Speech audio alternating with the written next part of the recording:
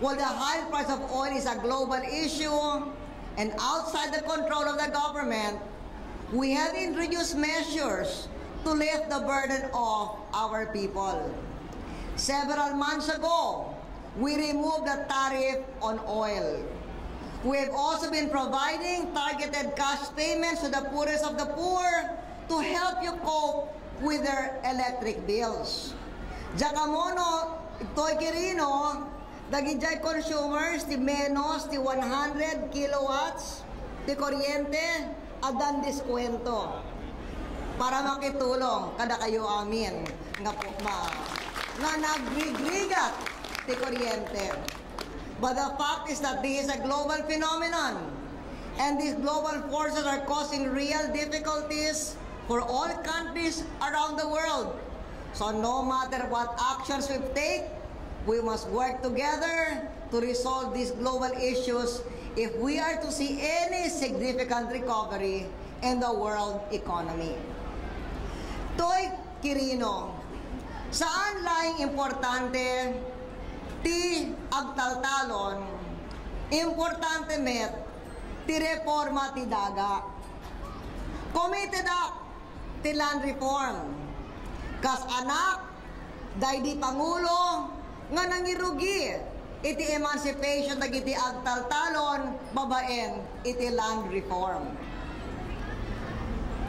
I know for a fact from being around my father, who incidentally was a protege of President Quirino, after whom your province was named.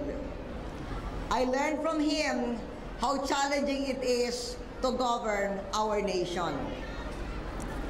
Especially with the media that is the freest in the whole world, as it was during my father's presidency.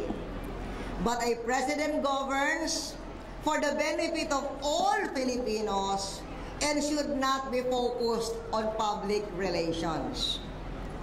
Di ba bangko, kunani former Governor Espino, nga idi ti Quirino ket kadwati Nueva Vizcaya, na ni papangko iso tinagrugi ti Difun Madela Road.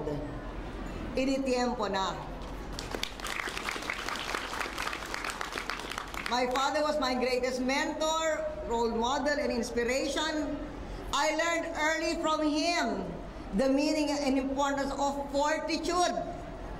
Kasla ko na ni Congressman Juni Kua, idi 38 years ago, awan pa'y nga napipintas ka kalsada, irigasyon, awan pa'y nga uray anya. So, nangruna pa, iti tiyempo ni Papangko. And so, the time when they came to open the Difun Madela Road, nagbiyahe da, when 9 hours nagbangka, gapo, saan? Sa dino, gapo, Aglipay, Ingana, Madela. 9 hours si biyahe di. Nganita ta, nalpasen, dagiti kalsada, tayo, napipintasen, dagiti kalsada kayo. But this lesson, traveling 9 hours by boat, which is part of the 2 days of travel by land, is the lesson that still keeps us going every day as we go about making tough decisions that we hope will set the Philippines on the path to becoming a modern, prosperous nation. Serving the people of our country, iso ti importante.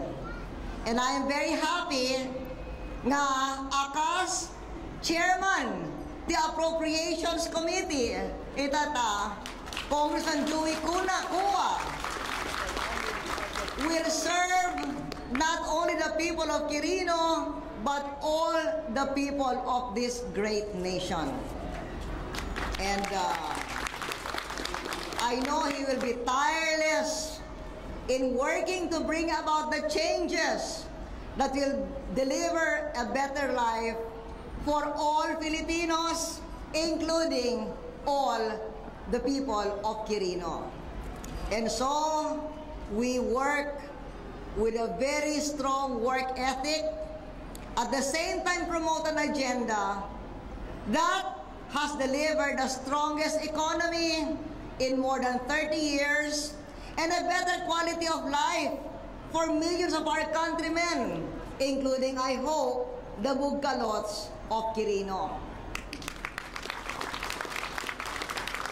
Dagiti Bugkalot, kadagiti talo nga probinsya ti Quirino, Aurora, Nueva Vizcaya, ket na ikanen ti certificates of ancestral domain titles para ti 100,000 nga hektarya. Dagitoy kadis, kadwa dagiti sabali nga agriculture inputs, ket mangikari to bring iti ado nga produksyon, kenangat ngato nga kita. And that's the reason why your mayor chieftain, Rosario Cama, was the best dressed person in the opening of Congress. But that is to symbolize the importansya ti Quirino para ti entero nga pagilian. You know, all provinces, all districts lobby to be included in the zona. Ngem, the zona is only a 35-minute speech. Kadwa ti palakpak, maybe 1 hour. So you cannot talk about everybody. Ngem, idisona tayo. Quirino was mentioned 2 times. Adalam River, ken dagiday Bugkalots, nga dabaro nga kadpis. Iso ti importansya ti Quirino para ti entero nga pagilian. Imuna, di contribution yo, dagijay kanen, ti pagilian. May kadwa, di contribution yo, para ti social justice, para dagijay indigenous population. Isu nga, no, agkakayat tayo, ti Quirino, agkakayat tayo met, ti entero nga pagilian. And so that's why, here we are. We love Quirino, and we love the whole Philippines.